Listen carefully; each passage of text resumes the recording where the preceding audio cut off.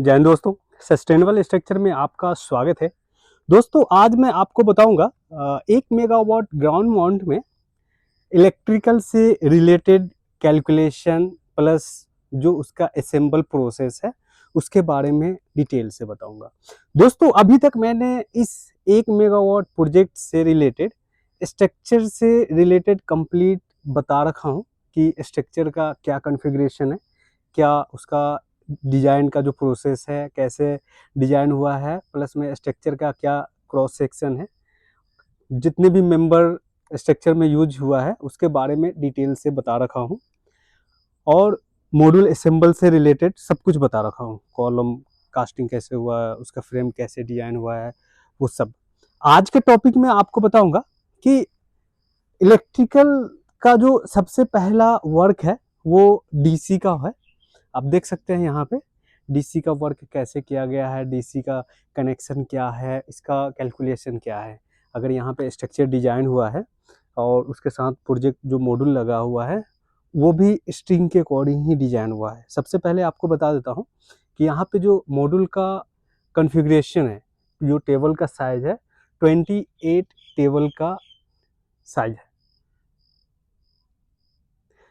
28 module में अगर आपको बता देता हूँ 28 मॉड्यूल में ये जो 28 मॉड्यूल का टेबल डिजाइन हुआ है वो इलेक्ट्रिकल के अकॉर्डिंग ही डिजाइन किए हैं ताकि एक टेबल से कंप्लीट 2 स्ट्रिंग निकालें। यहाँ पे जो स्ट्रिंग डिजाइन हुआ है वो वाई कनेक्टर लगा के, जैसे ये देख रहे हैं यहाँ पे ये 28 मॉड्यूल का टेबल है, कंप्लीट एक टेबल है।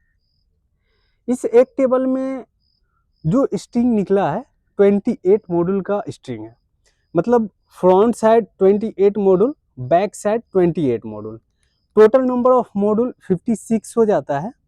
तो यहाँ पे जो स्ट्रिंग का साइजिंग हुआ है, एक तो अगर वाई कनेक्टर नहीं यूज करते हैं तो 2 स्ट्रिंग निकाले, और दूसरा यहाँ पे वाई कनेक्टर यूज करके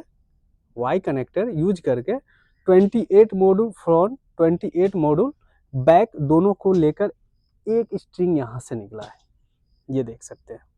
आपको बता देता हूँ कि जो स्ट्रिंग का साइज कैलकुलेट हुआ है वो मॉड्यूल का डेटा दिखा देता हूँ। आप देख सकते हैं यहाँ पे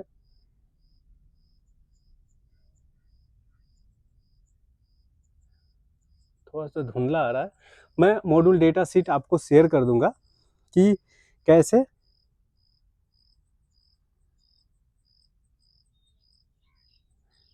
इसका क्या स्पेसिफिकेशन है इलेक्ट्रिकल का। तो चलते हैं दोस्तों, सबसे पहले आपको दिखा देता हूँ यहाँ पे कि ये जो 28 मॉड्यूल का स्ट्रिंग आया है यहाँ पे, अब ये स्ट्रिंग को ये आप देख सकते हैं कंड्यूट पाइप के थ्रू ले जा रहे हैं। यहाँ पे ये जो ट्रेंच बना है ये कंड्यूट पाइप के थ्रू डीसी केबल जाएगा, ये देख रहे हैं।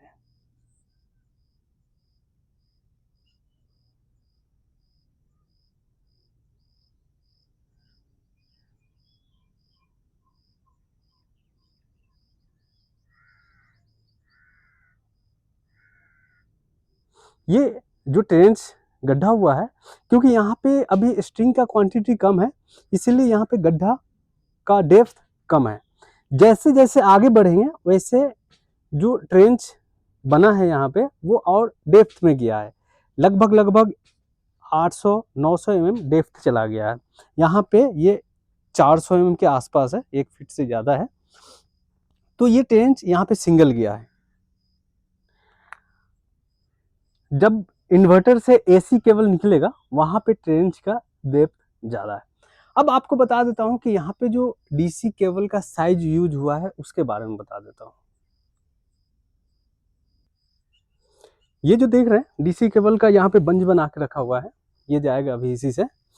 तो डीसी केबल का 2 साइज आता है, 4 स्क्वायर mm और 6 स्क्वायर mm। अगर मैं वाई कनेक्टर यूज नहीं करता हूँ, सिंगल ऐसा कनेक्टर यूज करता हूँ, तो उस कनेक्टर में 4 स्क्वायर mm का डीसी केबल सफिशियंट है। लेकिन यहाँ पे वाई कनेक्टर यूज हुआ है तो वाई कनेक्टर के लिए यहाँ पे 6 स्क्वायर का डीसी केबल यूज किया गया है। वाई कनेक्टर आगे होगा।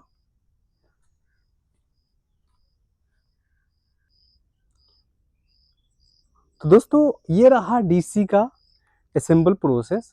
यहाँ पे जितने भी डीसी कनेक्शन हुआ है देख सकते हैं, एक नेगेटिव, एक पॉजिटिव, एक नेगेटिव, एक पॉजिटिव। एक्चुअल में क्या है, पहले क्या होता था कि ये बाइफेशियल 580 वॉट पीक का मॉड्यूल है जो रिन्यू कंपनी है, ठीक है। पहले क्या होता था कि 340 450 वॉट पीक के मॉड्यूल में भी जो डीसी का ये जो जंक्शन बॉक्स देख रहे हैं, 1 2, ये जंक्शन बॉक्स या तो इस पॉइंट पे होता था या बॉटम पॉइंट पे होता था। तो वहाँ पे डीसी केबल का जो साइज होता था वो 1200 mm के आसपास होता था। अब डीसी केबल का साइज कम कर दिया है। ऐसे रिन्यू पावर अभी भी दे रहा है 1200 mm, नहीं तो रिन्यूसिस हो गया, सात्विक हो गया, बहुत सारे मॉड्यूल है जो 1200 mm नहीं देके 350 mm के आसपास देता है, जो दोनों कनेक्ट हो जाए इजी तरीका से। अभी वाले मॉड्यूल जो रिन्यू अभी स्टार्ट किया है तो इसीलिए दे रहा है, रिन्यू भी इस पे वर्किंग करेगा तो ये भी 350 400 mm के आसपास ले आएगा लेंथ। देख रहे हैं ये ट्रेंच जा रहा है।